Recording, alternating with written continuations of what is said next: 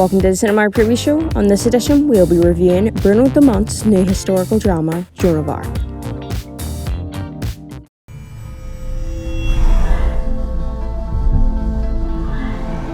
C'est de votre faute si nous avons perdu la bataille. Vous ne savez pas parler aux soldats.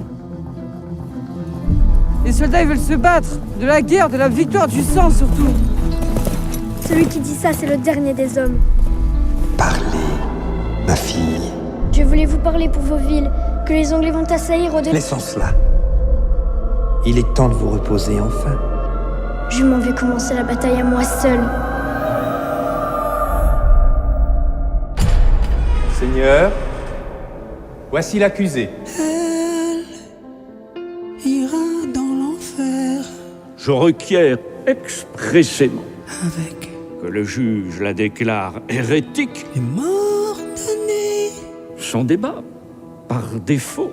avec les condamnés. Je ne suis pas hérétique, je suis bonne chrétienne. Alors, elle n'a plus besoin de nous.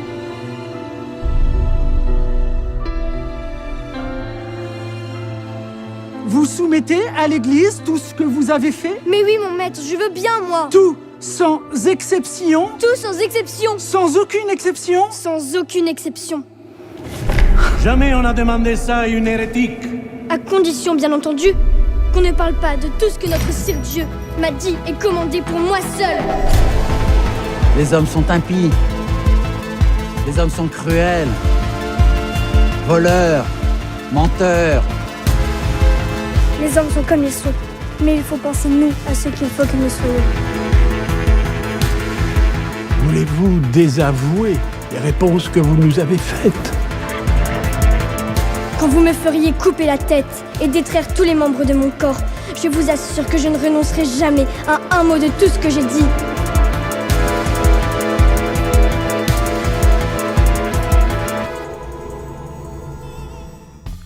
What do our young Cinemagic reviewers think? In the 15th century, France and England fight over the throne of France. However, Joan believes that she has been chosen by God to lead the King of France's army. But when the church captures her and puts her on trial for heresy, she denies the accusations and continues on, staying true to her mission. The film falls under historical drama. It is set during 15th century France when that war broke out between France and England. JOAN of ARC is a truly beautiful film. However, with the help of Bruno Dumont's shots that were used, they were very close-knit and personal compared to usually the historical films where they're wide and very big establishing shots, which I like personally. I thought the performance from the leading lady was really good. However, I thought it could be stronger in some parts, and I thought it could be more. It could be bigger, it could be more emotional. I just think there was sort of a lacking connection between audience and her. I'm going to give it a 3 out of 5. I really did enjoy the film and the acting in it in some parts. Hi, my name is Jake O'Loughlin. This week I watched JOAN of ARC. Lise Le Pléperton, can you tell I don't do French, does a great job of portraying the title figure, and the film establishes the determined nature of Joan very well. However, all other performances other than Perton's are stale and unbelievable. Bruno Dumont, the director, made some questionable decisions throughout the entire film. In almost every scene, the camera lingers on the determined face of Joan, ready to take action.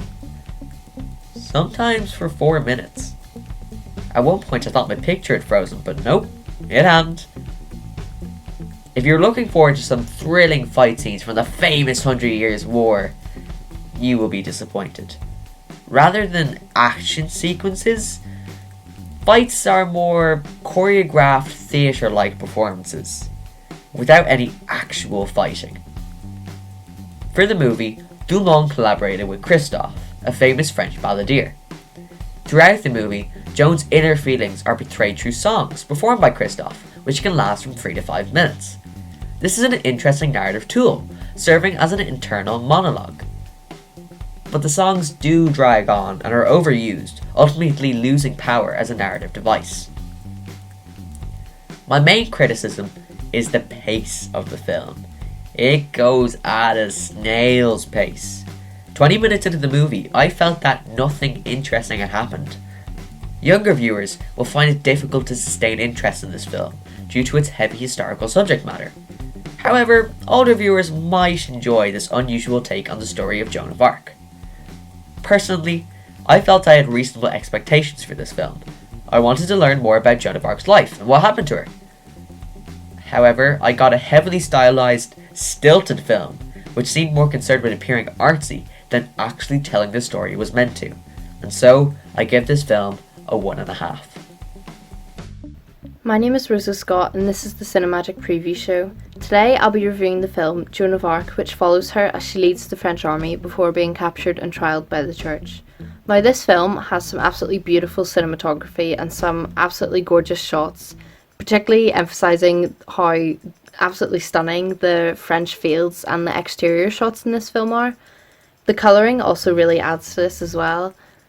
And the interior location of the church is absolutely fantastic. The director uses a lot of extremely wide shots to emphasise just how grand and ornate this building is. I think it is the locations that really make this film for me. The soundtrack is also a very important element in this film as it helps to progress and enhance the storyline. I found it particularly powerful when it was paired with a number of almost motionless shots, particularly of the young girl. These long lingering shots were very impactful and particularly powerful, especially when of the young girl, but I did find that they were almost excessively used and did sort of drag on unnecessarily. Yeah, this added unnecessary length to the film, which sort of dragged it down for me, as the acting in a lot of the scenes is mediocre and them being dragged out really highlights how the acting is not exactly professional. The story is very dialogue driven and often involves the characters talking about events which have happened off screen, and initially I thought this was quite powerful as it's more engaging for an audience not to be spoon fed all the information and all the action,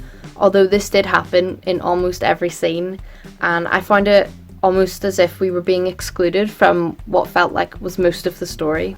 Without spoiling the film, I will just say that the final shot was absolutely beautiful. Although upsetting, it was absolutely fantastic and an excellent conclusion to the film. Overall, I would give this film a 3 out of 5 and recommend it to people who are fans of historical dramas, and it's suitable for people of all ages.